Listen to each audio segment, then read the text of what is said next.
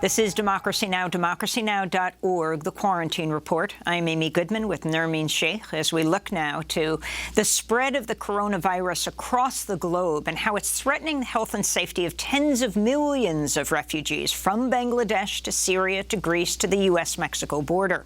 After weeks of warnings, COVID-19 cases are emerging in refugee camps where social distancing is often impossible and health care extremely limited. Last month in Lebanon, a woman at a Palestinian refugee camp tested positive for the virus. In Greece, hundreds of asylum seekers, many from Africa, have contracted COVID-19.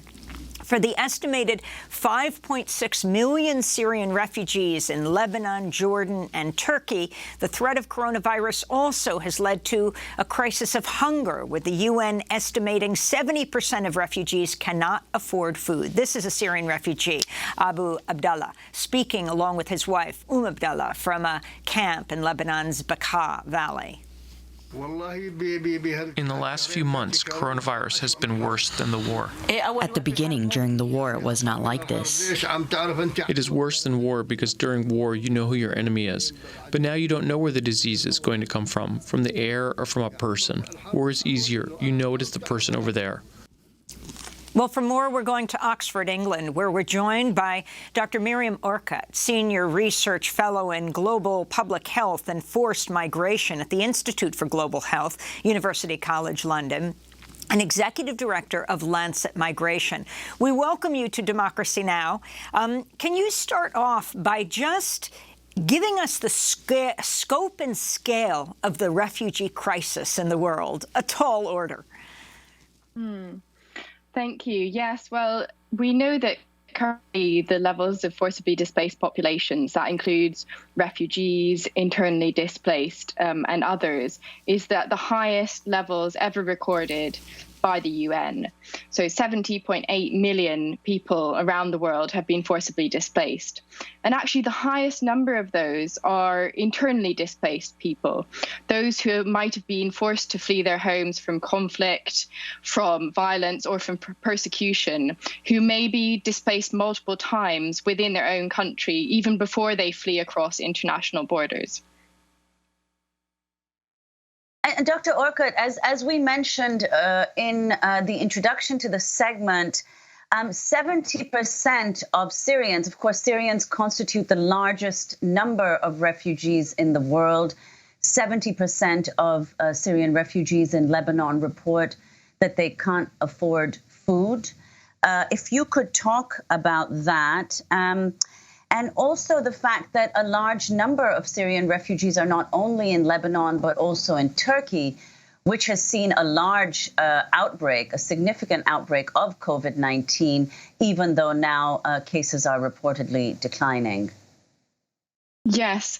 For the Syrian displaced population in all the countries surrounding Syria, the context of COVID-19 has been a huge challenge and burden. Not only do many of them still live in informal settlements, so a lot of them, even after 7 or 8 years, are living in tents.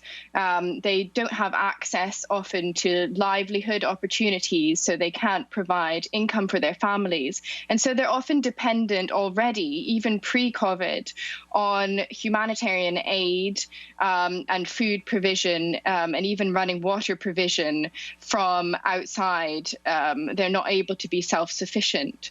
So you can imagine in both Lebanon and in Turkey that people who are living in tents beside each other in very crowded and cramped conditions, who often share one toilet or one running water tap between many families, will have a real challenge to prevent the spread of COVID, but also just to maintain a basic standard of living during this public health crisis.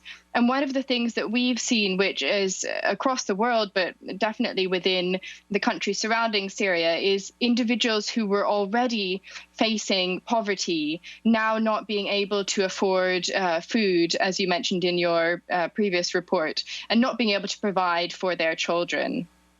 Go to a report from Reza Dib, an Afghan journalist and refugee locked down in the Malakasa camp outside Athens, Greece. He investigated conditions in the camp for the BBC.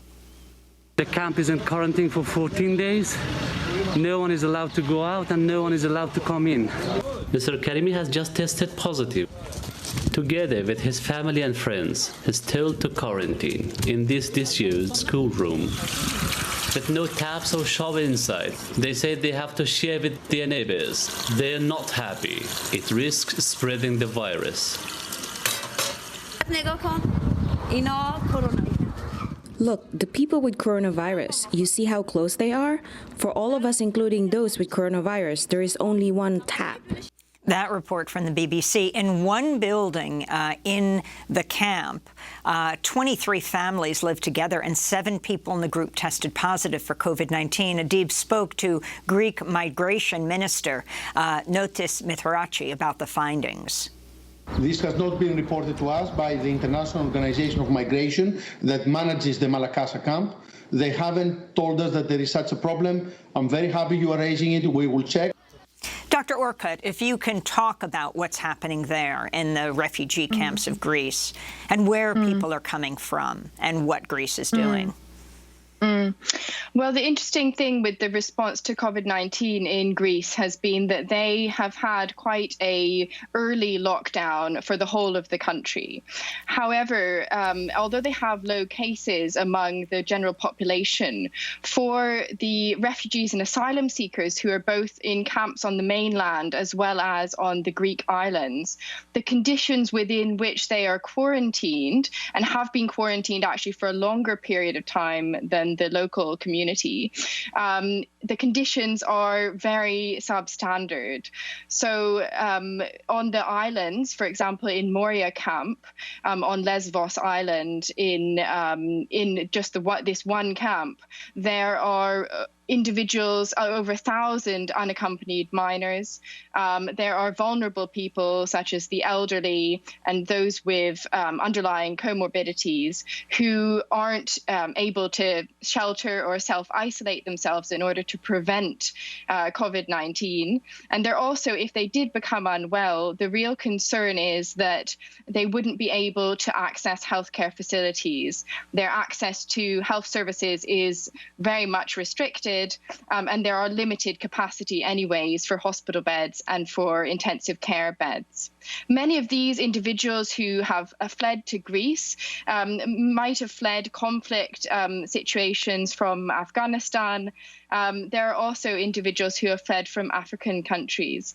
And what we're concerned about is that ultimately, if there are even a few cases within the camps, which are already very overcrowded, that there could really be quite a rapid and devastating spread, which could potentially go unnoticed and unknown at first, because there really isn't a big enough testing strategy going on underway in the camps in Greece. And what we need to see at this stage would be a massive scale up in testing for all of the populations within the camps, even when there are just 1 or 2 cases, because we know that COVID spreads even among those who are asymptomatic.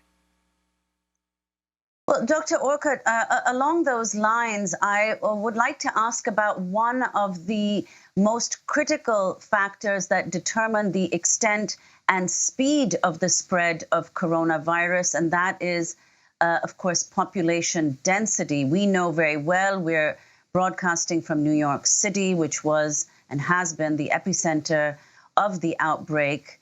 But in these refugee camps, New York City has a population density of about 10,000 people per square kilometer. But by comparison, according to the International Rescue Committee, Cox's Bazar in Dhaka, Bangladesh, which we were speaking about in our earlier segment, in Cox's Bazar, the density is between 40 and 70,000 people per square kilometer.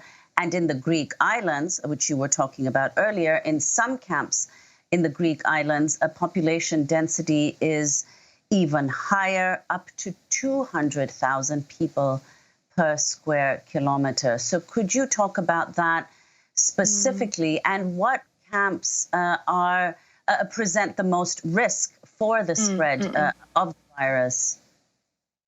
Of course, as you mentioned, population density is a real concern. And in Greece, one of the camps which is of most concern is Moria camp, which is the biggest refugee camp in Europe, where there are 20,000 people in a space which would only have a maximum capacity for 2,700. And why that is a concern, particularly for the camps where people might be living in tents, is that if multiple families are living within one tent and they're sharing the same toilets between hundreds of people, then they're not able, even if there is one person who becomes infected with COVID, they're not able to self-isolate effectively. They're not able to protect themselves, but also they're not able to protect others, including their family and the broader community. And similarly, with the very high densities and the informal tents that individuals are living in Bangladesh, in Cox's Bazar, really the concern is that a lot of these protective measures which we take in countries where we have the privilege to be able to isolate and protect ourselves, they just will not be able to take. And beyond that, there are also more vulnerable populations within those camps. For example, the elderly, those who might have underlying conditions, or children who really would need to, at this stage, be protected even more and have a way of being shielded so that they don't experience the more severe complications which we know do occur in those populations. So the real concern is that already the conditions are predisposing to a greater impact and a more rapid spread of COVID.